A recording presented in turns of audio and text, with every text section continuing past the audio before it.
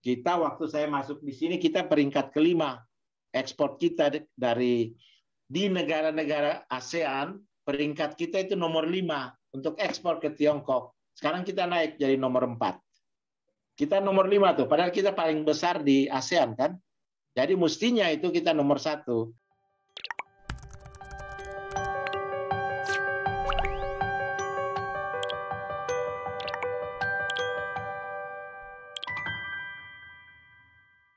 Assalamualaikum warahmatullahi wabarakatuh. Waalaikumsalam. Salam damai sejahtera buat kita semua. Terima kasih Pak Johari Harutmangun dan staf di KBRI kita di Beijing. Pak Jo, kita semua kepingin mendapatkan sebelum nanti kita melakukan acara dialog nasional terkait dengan ekspor Indonesia, terutama ke negara-negara non-tradisional. Nah, Cina termasuk negara tradisional kita di dalam mengekspor. Tentu kami ingin mendapatkan gambaran dari Pak Jo dan staf mengenai bagaimana kondisi perekonomian Cina pada saat ini, meskipun pada saat ini seluruh dunia masih berstatus sebagai pandemi COVID-19. Karena kita tahu bahwa negara yang masih dilanda COVID-19, tentu pertumbuhan ekonominya sangat terganggu. Demikian pula serapan barang-barang yang biasa mereka impor dari luar negeri, terutama di Indonesia.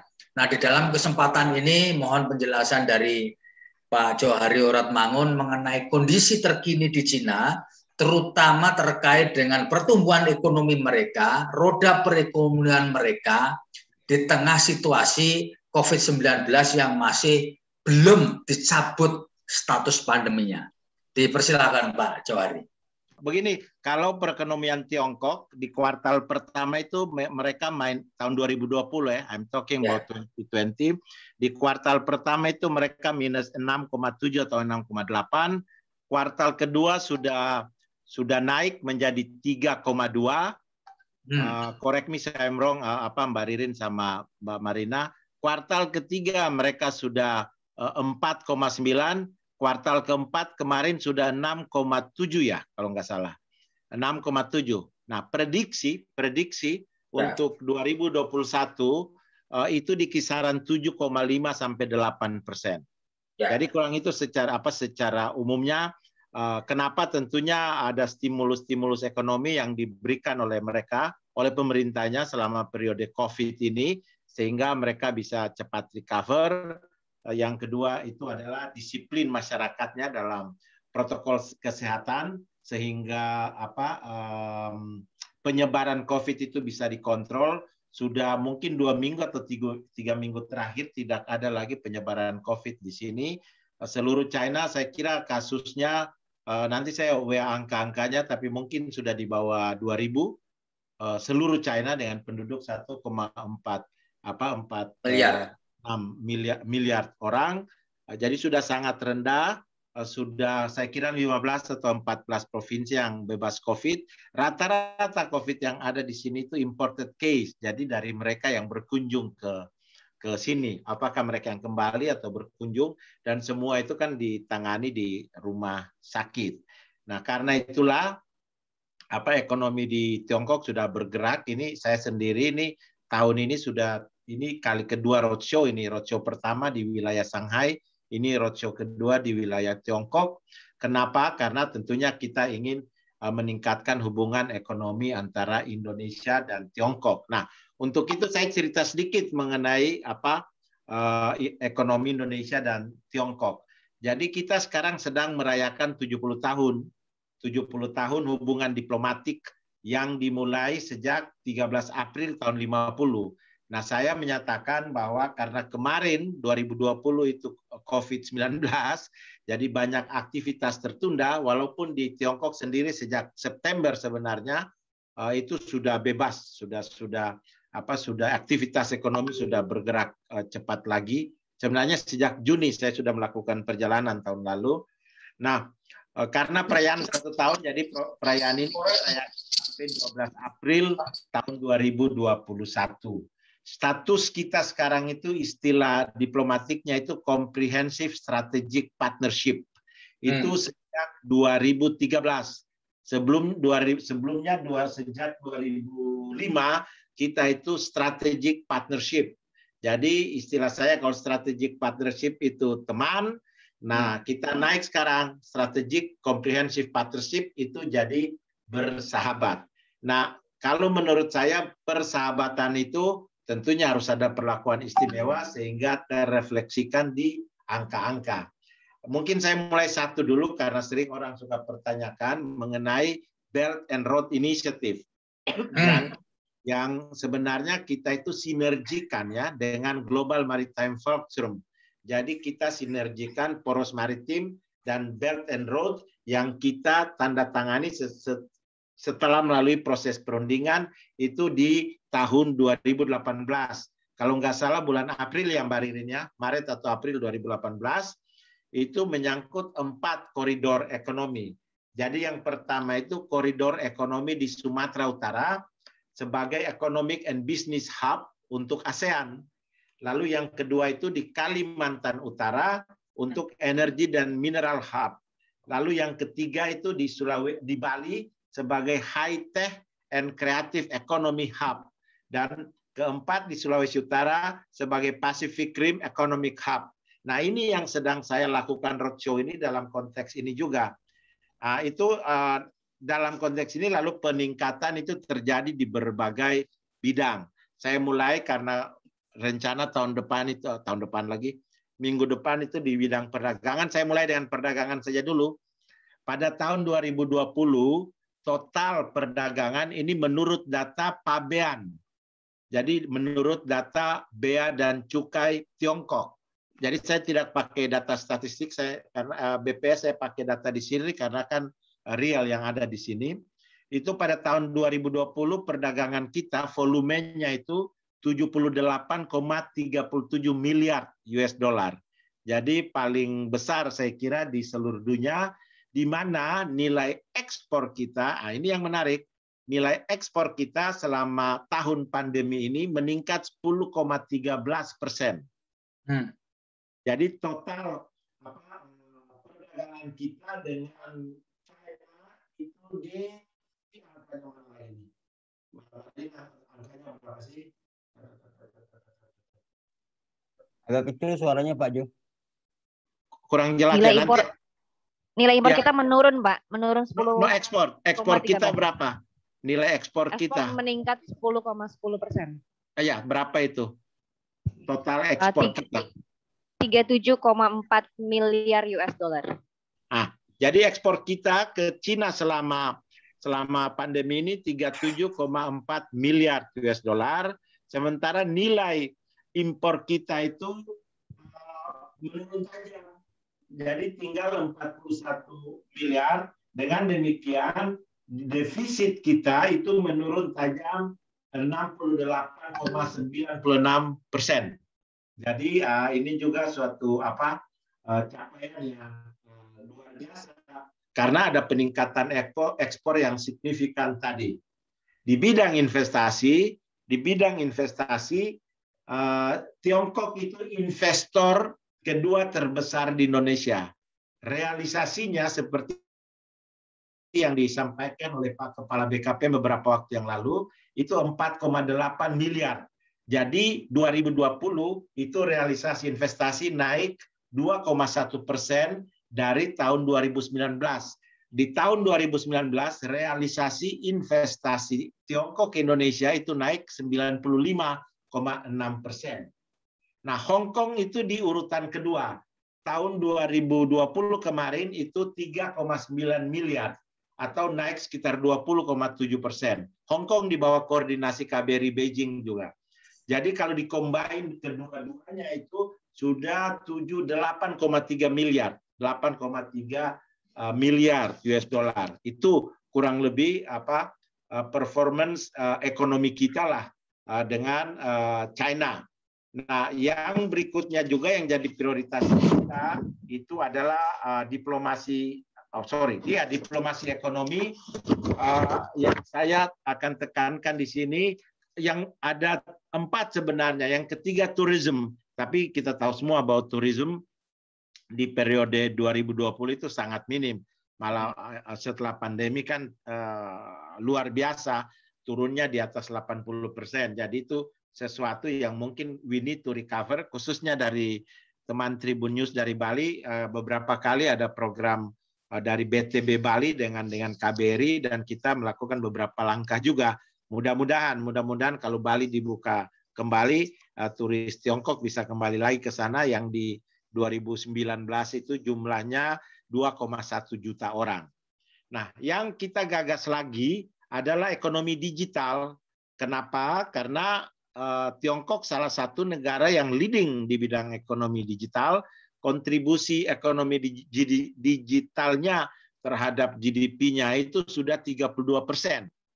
Kita dengan adanya 6 unicorn, kontribusi ekonomi digital kita itu sekitar 3%.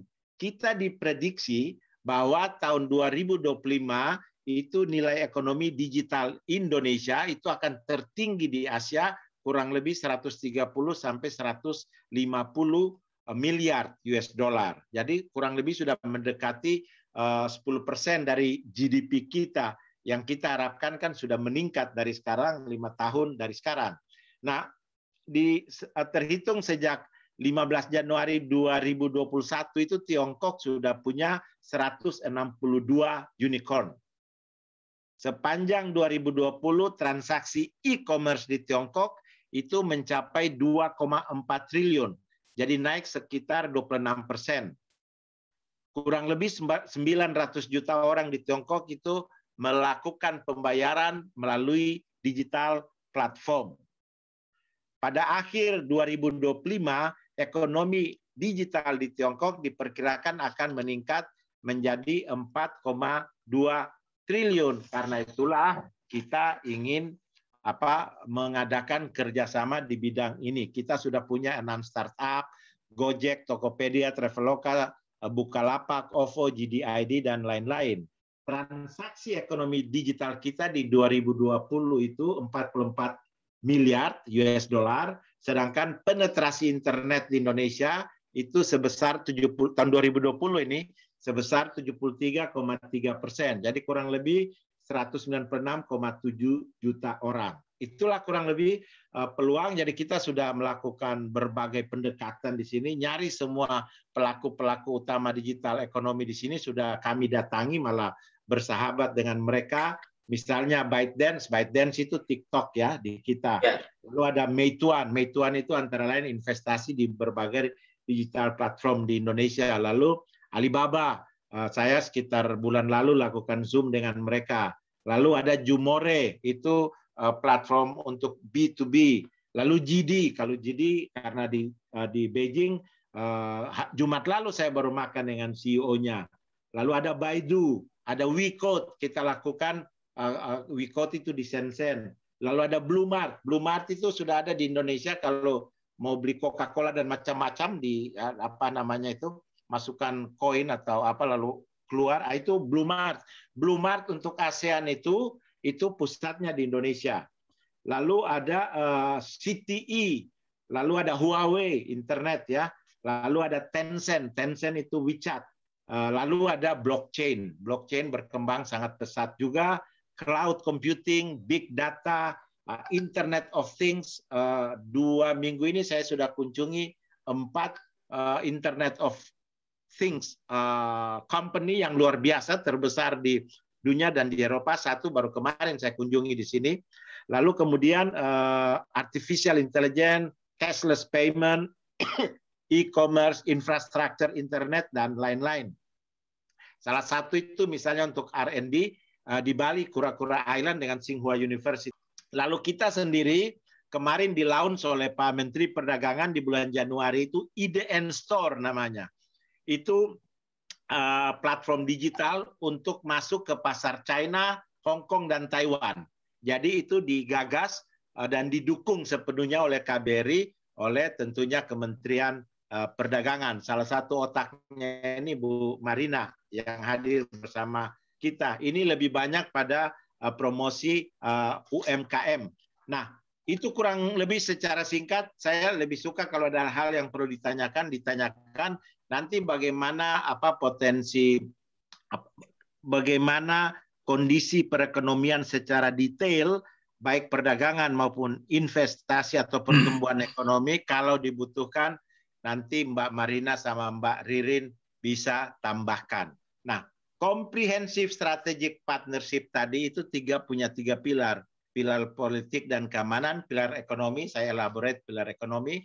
Pilar ketiga adalah pilar sosial budaya, people to people. Ini juga kenapa saya ajak Ana juga di sini, karena ada 15.000 lebih mahasiswa Indonesia di sini, sudah ada lebih dari 10 pusat kajian Indonesia atau yang belajar bahasa Indonesia di sini.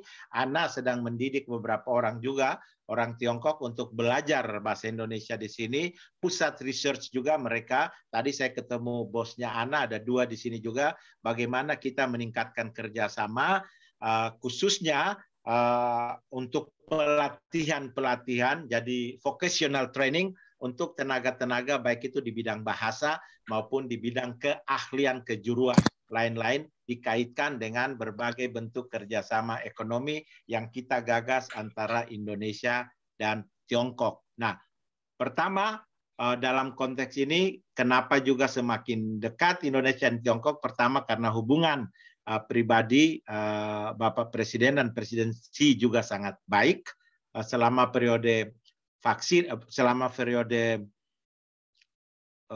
pandemi 2020 mereka melakukan komunikasi per telepon 3 kali. Hubungan Menlu Retno Marsudi dengan Menlu Wang Yi di sini juga sangat bagus. Beberapa komunikasi telepon, malah pertemuan dilakukan bulan Agustus yang lalu di Hainan, di mana disitulah disil lobby-lobby yang telah kita lakukan untuk bantuan vaksin ke Indonesia, kerjasama di bidang vaksin, dan sekarang saya kira Ibu dan Bapak merasakan hasilnya. Begitu juga Pak Luhut, waktu itu Menlu dan Menteri BUMN berkunjung ke sini di bulan Agustus, lalu Menko Marinvest Pak Luhut dan Menkes berkunjung ke sini di bulan Oktober. Nah, kami mendampingi kunjungan-kunjungan tersebut sehingga sampai dengan akhir tanggal 2 Maret yang lalu vaksin dari Sinovac ya, itu sudah masuk. Berapa itu Rini yang tahu, Mbak Ririn yang tahu, 33 plus 15 plus 21, total berapa tuh? 3 plus 18 plus 21, 36 ya, 36 atau 39 juta lah, itu Ririn yang tahu persis jumlahnya, sudah masuk ke Indonesia. Kita sedang bahas dengan Sinovac untuk pengangkutan periode batch ke-6 dan ke-7. Yang jelas chairman-nya Sinovac itu hobi makan nasi goreng di Wisma Indonesia di Beijing, kurang lebih begitu. Jadi saya sekian aja dulu di situ. Kalau ada pertanyaan sebelum kita bahas rencana bersama Menteri Perdagangan, bosnya Mbak Marina ini di awal April, monggo. Begitu Mas Dayat. Ya, Pak Jauhari, begini, kemarin kita sempat interview dengan Pak Mendak Muhammad Lutfi. Beliau mengakui bahwa di akhir tahun 2020 kondisi neraca perdagangan kita surplus. Tetapi itu bukan berarti baik. Tetapi suatu warning, karena apa? Impor kita terhadap barang modal dari luar negeri, terutama dari Cina, ini turun. Itu pertanda bahwa ekonomi kita belum jalan. Ya, karena impor barang modal kecil, maka sebenarnya itu adalah indikasi bahwa industri atau pertumbuhan ekonomi di Indonesia masih terganggu. Nah, sedangkan impor kita, ekspor kita ke luar negeri masih bertumpu kepada impor ke negara-negara tradisional. Yang ingin saya tanyakan dan mungkin bisa dijelaskan oleh Pak Jauhari Oratmangun, sebenarnya apa sih Pak turunnya impor barang modal dari Cina ke Indonesia, sehingga ekspor barang modal Cina ke Indonesia, sehingga neraca perdagangan kita itu kelihatan positif. Padahal itu sebenarnya bisa kram itu namanya. Kalau menurut istilah Pak Menteri Perdagangan, kram. Artinya ada sesuatu yang nggak beres di negeri kita karena barang modal atau ini nggak jalan. Sedangkan ekspor kita ke luar negeri, terutama ke negara-negara tradisional semacam Cina, sebenarnya biasa saja. Nah, barangkali Pak Johari bisa menjelaskan sebenarnya barang modal apa yang macet masuk ke Indonesia dan serapan barang apa saja. Konon menurut Pak Menteri itu barang-barang baja, lalu kemudian industri-industri berat, steel, baja dan seterusnya yang banyak diimpor ke negara-negara tradisional jurusan ekspor kita. Demikian Pak Dubes. Saya kira karena saya di sini penekanannya lebih pada ekspor, Mas. Kalau impor urusan orang di dalam negeri. Jadi saya lebih menekankan pada ekspor kita untuk masuk barang-barang kita untuk masuk ke pasar Tiongkok. Saya kira dugaan saya ya, saya kira teman-teman dalam negeri dan ahli-ahli ekonomi yang paling tahu lah. Saya kira salah satu penyebabnya kan karena ada COVID. Karena ada COVID kan kita tidak berproduksi. Karena tidak berproduksi, import barang modal juga berkurang. Tapi yang pasti ekspor kita itu meningkat sebesar 10,13%. Nanti saya kira karena kan banyak prediksi juga di dunia ini berdasarkan perkembangan terkini di Indonesia. Indonesia is the next untuk recover secara ekonomi setelah China yang saya kira on the pipeline untuk segera recover itu Indonesia. Kenapa? Karena kebijakan vaksinasi kita sudah jalan, termasuk yang leading di Asia. Kalau kemudian vaksin dibarengi dengan disiplin protokol kesehatan, saya kira aktivitas ekonomi mulai bergerak lagi. Kalau aktivitas ekonomi sudah mulai bergerak lagi, kebutuhan barang modal pun akan meningkat. Mungkin itu begitu apa dugaan saya. Mungkin Mbak Marina ada yang kalau mau tanyakan ekspor apa yang kita menonjol ke sini, yang cukup selain produk-produk tradisional mineral kita misalnya batu bara, palm oil dan lain-lain, itu yang meningkat signifikan juga makanan dan minuman termasuk kopi, sarang burung walet dan lain-lain. Ada beberapa ekspor yang peningkatannya itu baja termasuk, kita ekspor baja luar biasa sekarang ke China lagi. Jadi peningkatannya sangat signifikan. Mungkin Mbak Marina kalau mau tambahkan pertanyaan Mas Daya tadi. Sambil saya ambil air minum, mulai kering nih suara. Mas Febi, Pak Dubes. Mungkin sedikit menambahkan saja, memang ada beberapa barang modal yang menurun ya, impornya ke apa yang diimpor oleh Indonesia. Nah, salah satunya bisa disebutkan adalah electronic machinery equipment. Itu ada di HS 85. Kalau tahun 2019 itu kita impor sebesar 8,8 miliar US dollar, kemudian menurun menjadi 8,3 miliar US dollar. Tapi ini ada indikasi lain bahwa pada akhirnya dalam kondisi keterbatasan masyarakat Indonesia kemudian mulai bisa menggunakan barang yang lebih memiliki yang diproduksi di dalam negeri. Dan tentunya dalam beberapa keterbatasan ya. Kemudian yang kedua bisa dikatakan lagi misalkan bahan baku obat-obatan. Ini juga impor kita menurun. Nah, saya ada catatan khusus memang. Saya tidak hafal semua karena angka-angkanya cukup banyak. Tapi ada 10 daftar impor kita yang memang sebelum-sebelumnya besar, tapi pada tahun 2020 ini menurun. Sepakat dengan apa yang dikatakan oleh Pak Dubes Johari. Memang kalau di KBRI Beijing yang khususnya atas perdagangan, Bapak, kami lebih fokus bagaimana meningkatkan ekspor, kemudian tapi juga tentunya mendukung impor barang-barang modal agar bisa digunakan untuk bahan baku industri. Hanya saja kan memang ada juga masalah logistik pada saat terjadinya pandemi, dan itu juga meningkatkan biaya transportasi dan biaya logistik, dan itu juga menjadi salah satu penyebab importasi barang modal ini menurun. Demikian Pak Dubes, sedikit tambahan saja. Terima kasih. Malah mungkin kita bisa buat barang modal sendiri nanti. We never know. Orang Indonesia kan kreatif, apalagi dari Jogja, Bali dan lain-lain itu kan full of creative people. Mbak Ririn ada yang mau ditambahkan nggak? Belum Pak, sementara. Oke Pak, kalau begitu saya nambah pertanyaan gini Pak. Satu di antara faktor untuk meningkatkan pertumbuhan ekonomi di tanah air adalah masuknya investasi.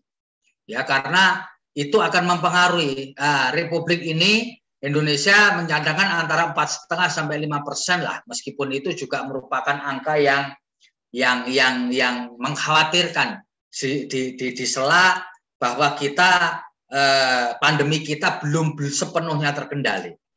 Bapak bisa ceritakan nggak sebenarnya apa yang bisa ditarik dari China untuk menanamkan investasi di Republik ini untuk membantu proses pertumbuhan ekonomi kita, mengingat di beberapa daerah sentimen terhadap masuknya investasi Cina itu masih tinggi.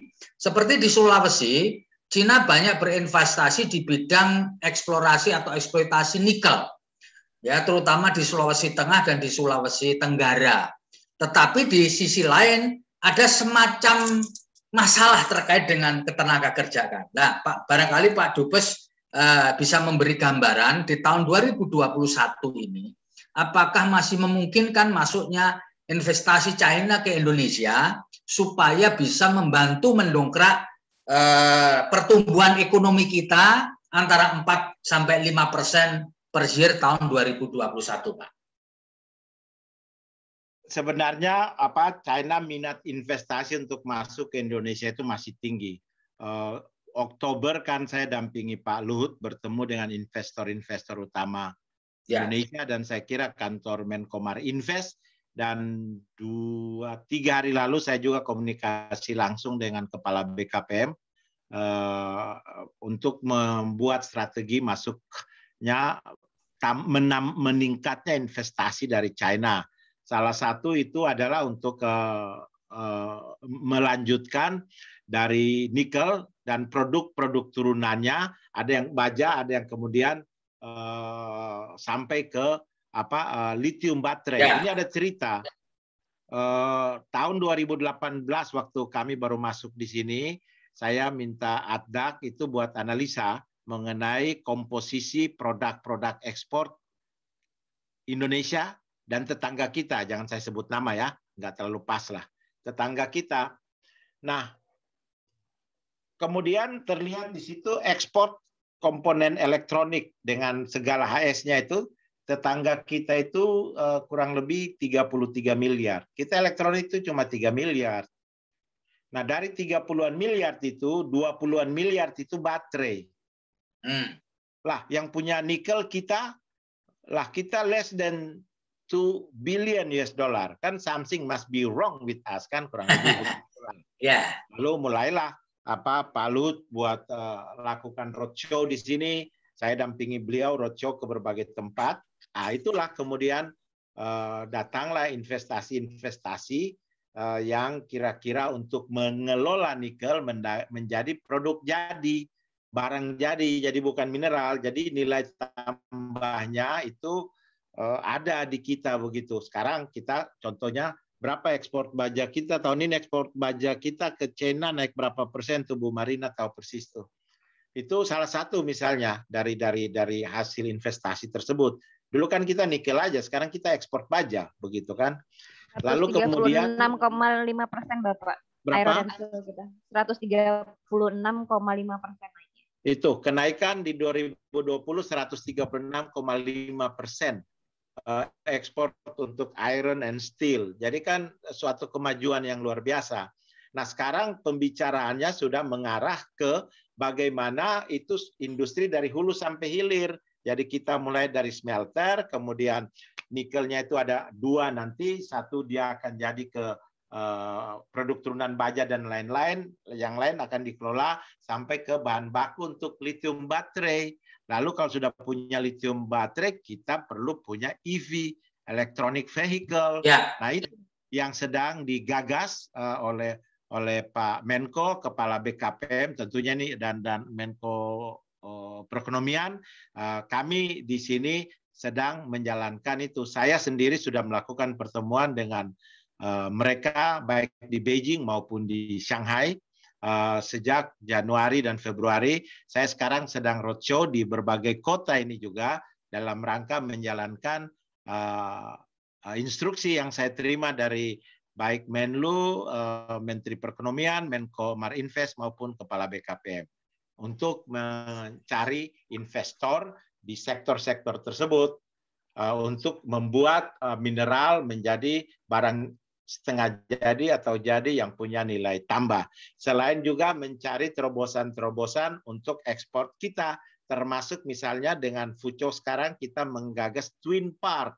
Jadi kemarin saya meninjau Industrial Park di sini untuk bisa menampung produk-produk Indonesia. Kan rata-rata produk kita itu masuk dari pelabuhan di Fujian. Fuco ini di selatan. Nah, itu ditampung di satu Industrial Park, luar biasa besarnya. Itu lalu kemudian dari situ baru didistribusikan ke seluruh Tiongkok. Nah, kerjasama Industrial Park ini masuk dalam pembicaraan pada saat State Chancellor, Menteri Luar Negeri Wang Yi berkunjung ke Indonesia.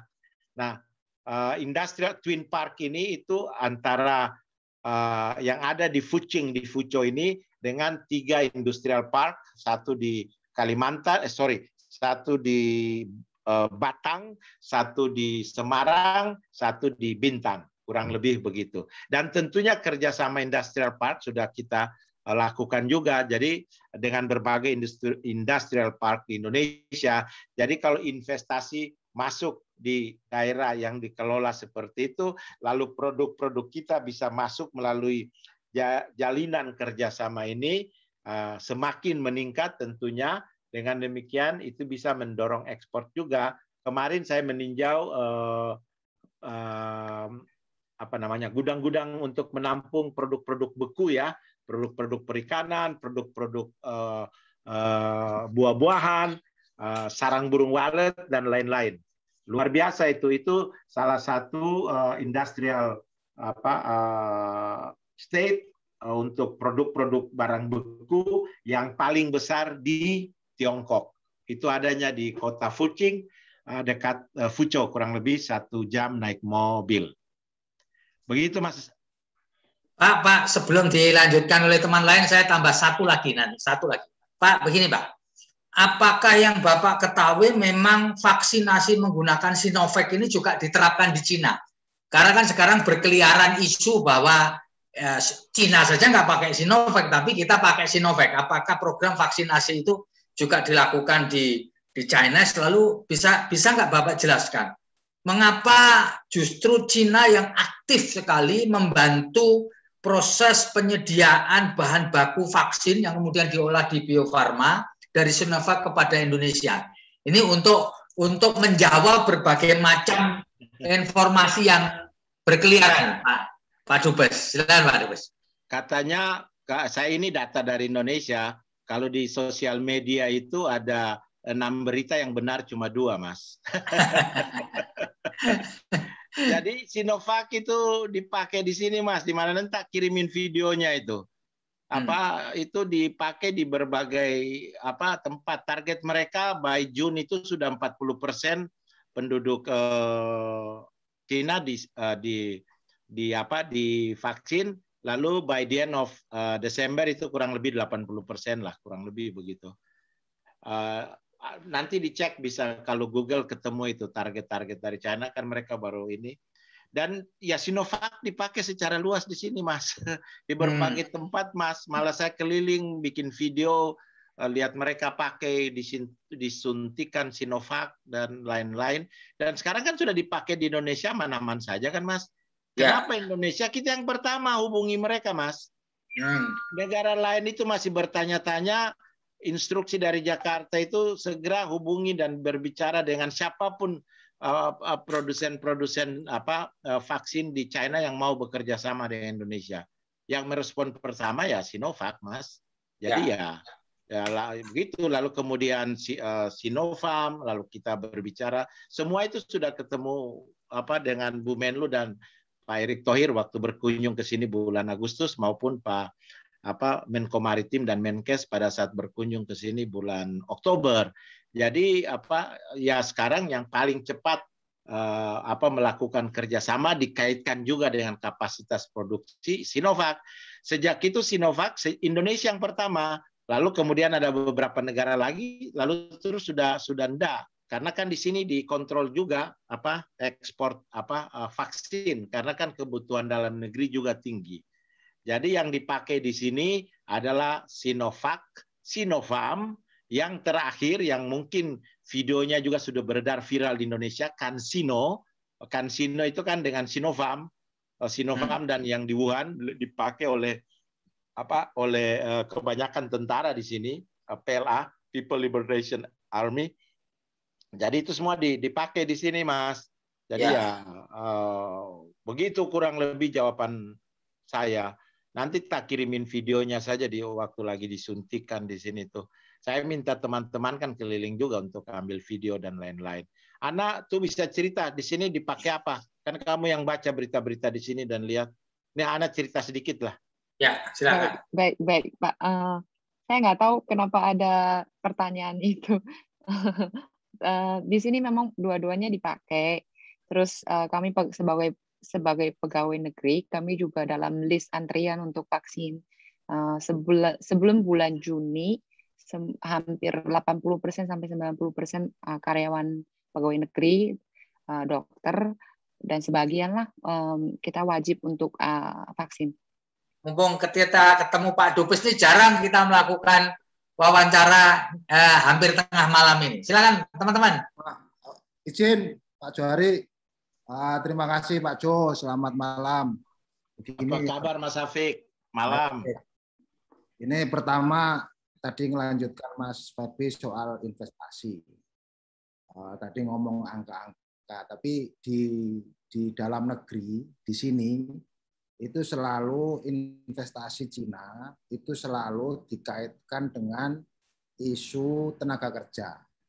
Selalu saja ketika ada, ya gampangnya ngomong, ketika ada pabrik hasil investasi Cina, itu bedol desa dari Cina sana tenaga kerjanya kira-kira gitu. Ini penjelasannya gimana sebenarnya Pak Jo? Apakah memang kebijakan Cina itu seperti itu, semua investasinya, ataukah hanya sektor-sektor tertentu? Karena selalu ada isu itu di dalam negeri. Terima kasih Pak Jo. Yang satu nanti habis ini lanjut lagi. Ini aja dulu, isu itu pasti ada Mas, nggak bisa tak terhindarkan karena memang kan kalau pakai quotation-nya itu kebanyakan dari media mana Mas? Saya tanya aja dulu begitu. Jadi kalau ke Morowali kan di sana kan tenaga kerja ada 46.000, tenaga kerja China kan kurang lebih 5.000 aja Mas. Kalau ke Virtu Dragon juga seperti itu. Kan data-datanya ada semua, tapi kan selalu yang ditonjolkan yang asing. Memang di awal-awal kan mereka butuh tenaga-tenaga yang sudah biasa kerja di sini. Dibalik aja Mas, misalnya kalau kita punya investasi di Thailand lah begitu. Di awal-awal kan kita ingin masuk juga orang-orang Indonesia untuk memulai investasi itu kan. Kita punya investasi di Afrika kan banyak. Orang-orang Indonesia kan kerja di sana juga. Untuk memulai, setelah itu kan terus kita rekrut lokal kan. Jadi that's a very natural things begitu. It's happening. Orang Belanda juga di awal investasi di Indonesia kan orang Belanda yang masuk dulu. Karena kan teknologi mereka yang kuasai kan, bukan kita. Setelah itu baru ahli teknologi dan lain-lain. Orang Amerika juga kan begitu. Sama saja. Jadi investor di awal-awal investasi pasti menginginkan untuk orang-orangnya melakukan pekerjaan-pekerjaan yang belum bisa dikerjakan oleh tenaga kerja setempat. Tetapi dalam perjalanannya kemudian tenaga-tenaga lokal mulai meningkat dan lain-lain sehingga alih teknologi terjadi. Saya kira di Morowali itu sudah seperti itu, di mana lagi? Di Virtu Dragon juga, di Konawe ya. Jadi data-datanya kan selalu dirilis tuh, jumlah tenaga kerja asing, jumlah tenaga kerja Indonesia. Ada yang tahu nggak Huawei itu 2.500 tenaga kerja, 85% itu tenaga kerja Indonesia. Jadi Xiaomi kan di Indonesia juga tenaga kerja yang diserap di atas 80% tenaga kerja lokal, begitu kan? Jadi saya kira itu angka yang luar biasa, tapi selalu kan yang ditonjolkan kan yang 20%-nya itu, bukan yang 80%-nya itu mungkin. Itu kalau kebijakan bedol desa saya kira enggak lah, di sini juga lapangan kerja yang dibuka cukup banyak, malah di perencanaan pembangunan yang terakhir kan mereka itu 700 juta orang kan sudah di atas garis kemiskinan. Sekali-sekali berkunjung Mas ke China. Ini saya di Fuzhou ini 20 tahun lalu itu kota nelayan, Mas. Sekarang sudah kota industri yang jauh lebih maju mungkin dari Hong Kong. Jadi ya kadang mungkin perlu data-data yang relevan saja gitu. Baik, teman yang lain silakan. Masih ada satu lagi dari Mas Syafiq, pertanyaan kedua. Pertanyaan kedua nggak terkait investasi. Jadi tadi disampaikan soal ekspor Indonesia yang meningkat. Ini karena saya di Banjarmasin, di Kalimantan, tentu kepentingannya adalah sektor mineral, palm oil dan sebagainya yang komoditas-komoditas tradisional Indonesia. Dengan pertumbuhan meningkat dari sekitar 5 kalau nggak salah ya tadi di tahun 2020 dan menjadi sekitar 7-8 di tahun 2021 prediksinya. Kira-kira ada peningkatan ekspor di sektor itu enggak, Pak? Karena ini menyangkut hidup kami di Kalimantan.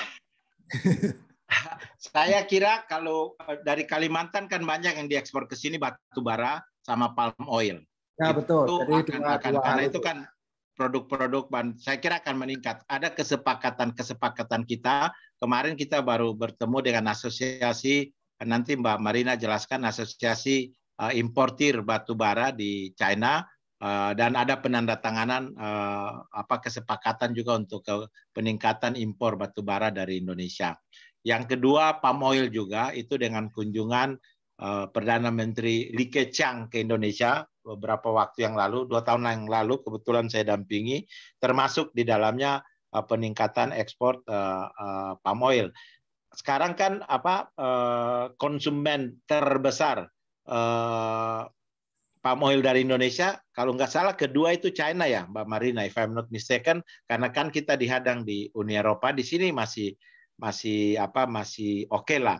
Nah, yang ketiga ini juga yang akan menonjol adalah produk makanan dan minuman dari Indonesia, buah-buahan, dan juga industri kreatif. Kenapa? Kelas menengah di China ini meningkat sangat signifikan.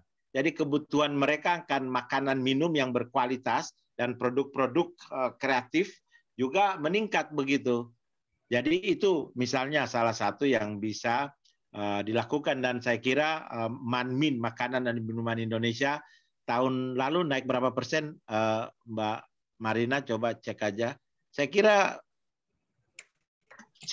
mendekati 100% kenaikannya ya, manmin. Iya Pak, karena terpecah di beberapa HS memang. Itu minuman di atas 70% lah kenaikan ekspor makanan dan minuman, termasuk kopi dan lain-lain, kopi luwak dan lain-lain itu meningkat juga secara signifikan. Jadi prospeknya itu yang sekarang kita lakukan, berbagai kesepakatan dengan China itu dalam konteks untuk meningkatkan ekspor kita ke China, termasuk ekspor andalan kita begitu. Jadi mudah-mudahan sinergi yang saya lihat dengan Pak Menteri Perdagangan Lutfi juga ini mulai kelihatan gregetnya gitu. Salah satu juga kan sarang burung walet, produk-produk perikanan kita masih salah satu andalan, khusus untuk ke kawasan timur Indonesia. Kalau sarang burung walet kan paling banyak juga di Kalimantan dan Sumatera itu. Sarang burung walet itu istilahnya di sini kita bikin istilah itu kaviar dari timur. Karena memang mahal. Iya. Oke, teman yang lain silakan. Waktu kita tinggal sedikit. Izin, Mas. Lanjut.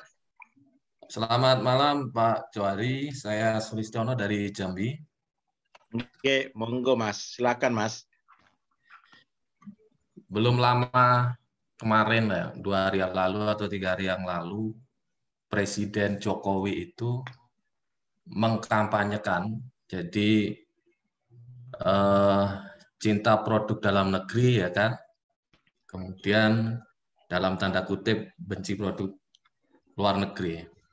Dalam konteks hubungan dagang antara Indonesia dengan Cina, tentu tadi sudah sebagian dijelaskan tentang penekanan ke ekspor. Dalam konteks narasi yang dibangun pemerintah untuk memperkuat produk-produk dalam negeri yang berdaya saing, lagi-lagi juga produk dalam negeri bisa bersaing di luar negeri, ekspornya meningkat. Tadi juga disebut tentang industri kreatif dan lain sebagainya. Bagaimana duta besar di Cina, Pak Johari, mengimplementasikan narasi yang dibangun oleh pemerintah terkait dengan produk-produk dalam negeri yang mesti berdaya saing. Misalnya begini, bagaimana tadi dijelaskan industri-industri kreatif dalam konteks UMKM mempunyai peluang besar yang bisa diekspor. Nah, apa yang bisa dilakukan oleh duta besar supaya ini ada jalur yang lebih jelas, ya kan? Dan apa upaya yang bisa dilakukan sehingga ekspor UMKM produk dalam negeri ini lebih bisa meningkat lagi. Kemudian yang kedua, tentu kalau kita bicara, saya jawab pertama dulu, jawab supaya masih keingat. Oh, yang iya. pertanyaan pertama sudah banyak kita lakukan karena itu sudah terrefleksikan di angka-angka. Tentunya promosi itu online dan offline. Jadi kita memanfaatkan karena offline pameran-pameran sekarang sudah dimulai lagi. Kami berharap tentunya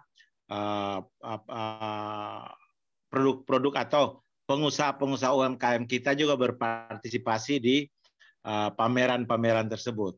Tapi dalam situasi yang belum kondusif itu dilaksanakan dengan online. Di sini kan platform-platform digital itu luar biasa. Contoh aja misalnya beberapa waktu yang lalu kita dagangkan kerupuk Indonesia.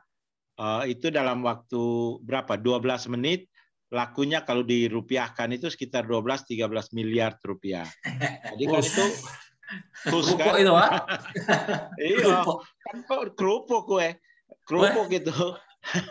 Jadi ya kita pakai platform digital di sini juga. Malah saya udah tampil 3 atau 4 kali dan kata mereka pas dubes tampil itu trafiknya tinggi begitu, baik di GD, di sini ada Ping Tuo dan lain-lain. Begitu juga Pak Konjen kita di mana di Shanghai. Jadi kita pakai teman-teman di sini ada namanya INACAM, Indonesia China Chamber of Commerce. Kebetulan ketuanya lagi sama saya ini. Saya minta dia ikut kita untuk roadshow. Itu ada 200-an pengusaha Indonesia di sini bergabung di situ. Yang produk-produknya itu apakah itu makanan, apakah itu kerupuk, apakah itu yang terakhir yang viral yang kita resmikan pabrik tempe di Shanghai, itu kita pasarkan lewat platform digital di sini. Jadi itu antara lain kenapa kemudian kita membuat IDN Store, itu juga untuk mempromosikan produk-produk UMKM kita. Yang kedua itu selalu webinar dengan teman-teman UMKM, udah agak sering kita dengan mereka. Yang pertama itu daya juangnya jangan setengah-setengah juga gitu. Kan ada yang tanya ke saya, susah tuh berdagang sama China. Saya bilang kalau susah kenapa tetangga-tetangga kita bisa? Masa kita kalah sama mereka gitu loh. Logika saya berpikir gitu aja. Memangnya mereka lain yang nggak mendapat kesusahan, nah, kesusahan juga, tapi kan mereka berjuang terus sehingga bisa masuk ke pasar di sini.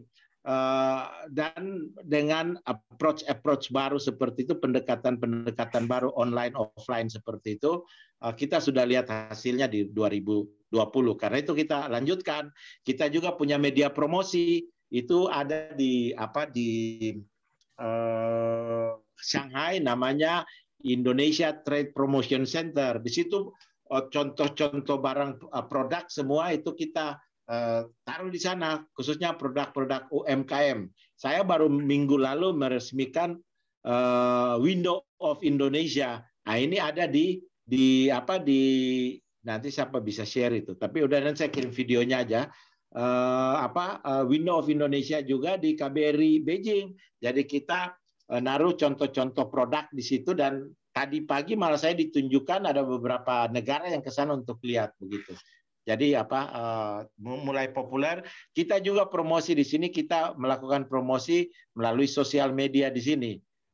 Beberapa waktu yang lalu produk-produk Indonesia viral juga di sini. Kita tayang di media sosial di sini dan lumayan responsnya. Lalu yang kemudian juga kita anjurkan selain daya juang yang tinggi, jangan cepat putus asa. Yang ketiga, memanfaatkan juga kesepakatan free trade yang sudah kita dapat dengan China, misalnya dengan ASEAN Free Trade, sebentar lagi kan RCEP, itu kan ada pengurangan tarif di situ. Manfaatkan itu juga untuk masuk ke pasar China.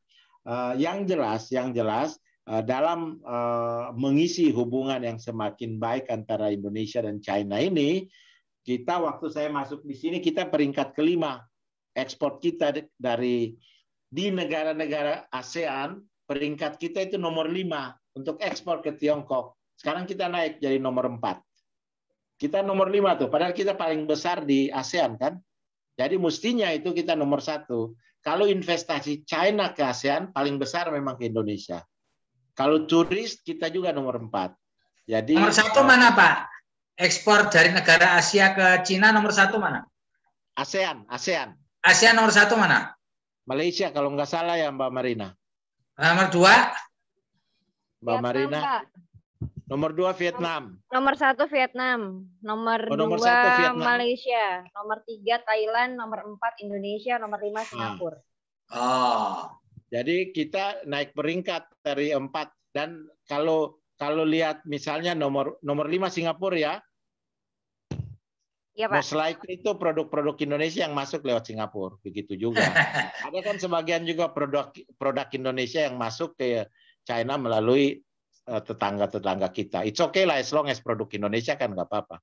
Tapi maksud saya itu bahwa daya juang kita juga harus mampu bersaing. Ada beberapa waktu seminar dengan UMKM sudah kita sampaikan bagaimana istilah kami itu sama-sama kita gempur pasar ekspor di China. Gitu.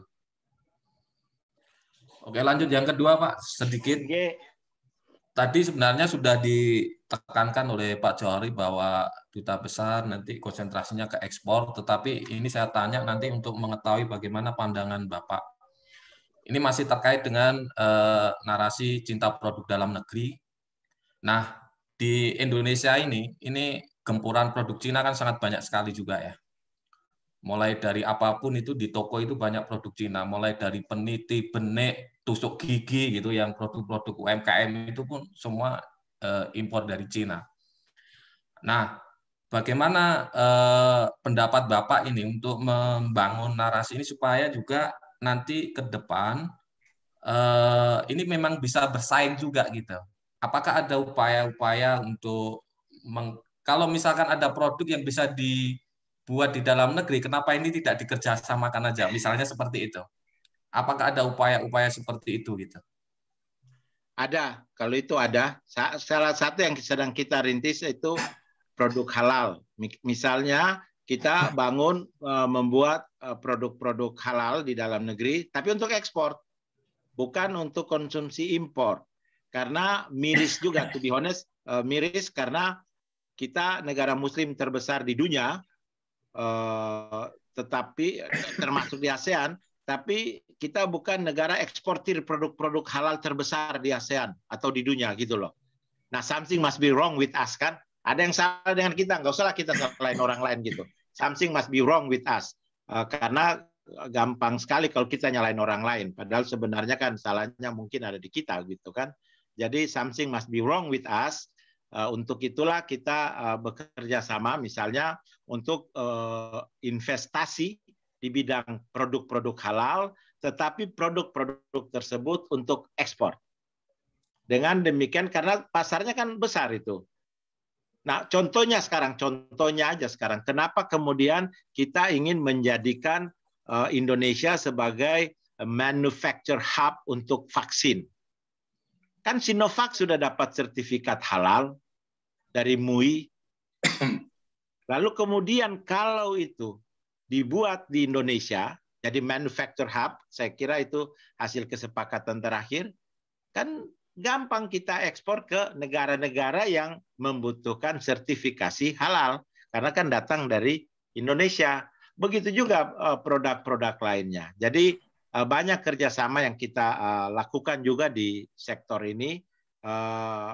tadi misalnya kita berkunjung ke apa tadi Mbak Ririn, hari ini kita berkunjung ke 2 perusahaan besar, mereka terbesar di dunia itu, dan ternyata saya kaget sudah ada kerjasama dengan Indonesia. Yang pertama apa tadi? Polyester, Pak. Polyester ya. Polyester, they are the biggest in the world. Yang kedua apa? Ice making, Pak. Ice making. Nah, itu juga sudah jadi membuat produk-produk untuk untuk ikan beku itu dan lain-lain. Jadi mereka bekerja sama dengan Indonesia. Dan kan kita nggak tahu itu. Saya sendiri sebagai duta besar baru tahu tadi.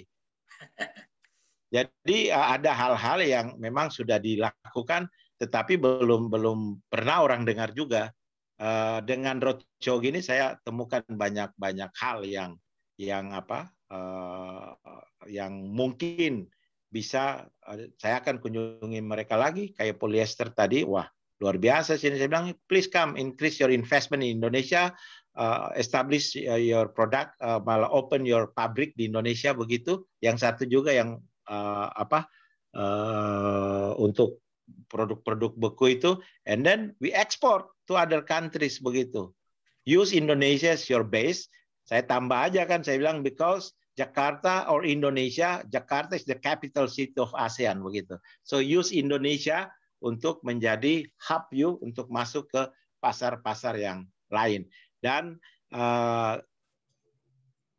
situasi untuk berinvestasi di Indonesia pun sekarang kan sudah semakin kondusif dengan adanya Undang-Undang Cipta Karya dan lain-lain lah. Kalau ngomong begini, duta besar jagonya lah kalau promosi. Oke, terima kasih Pak Jauhari Oratmangun. Teman-teman, rasanya kita sudah 1 jam lebih. Rasanya sudah banyak yang kita peroleh dari Pak Dubes. Dan ini adalah pertama kali dalam sejarah saya 31 tahun jadi wartawan melakukan wawancara hampir tengah malam. Ini pengalaman yang menarik selama saya berkarier, dan ini bagi sejarah buat kita. Sekali lagi, terima kasih Pak Jauhari Oratmangun, Mbak Ririn, Mbak Marina, juga tadi ada ahli Indonesia dari Cina. Ya, terima kasih sudah bersama-sama dengan kita selama 1 jam. Kami mohon maaf manakala di dalam pertemuan ini ada keselio, ada sesuatu yang kurang berkenan. Tiada gading yang tak retak Pak Dubes. Oleh karena itu, atas nama Gajah dan keluarganya, saya menyampaikan permohonan maaf yang sebesar-besarnya. Kalaulah ada sumur di ladang, boleh kita menumpang mandi. Kalaulah ada umur panjang, mari kita sama-sama bikin sumur lagi. Assalamualaikum warahmatullahi wabarakatuh.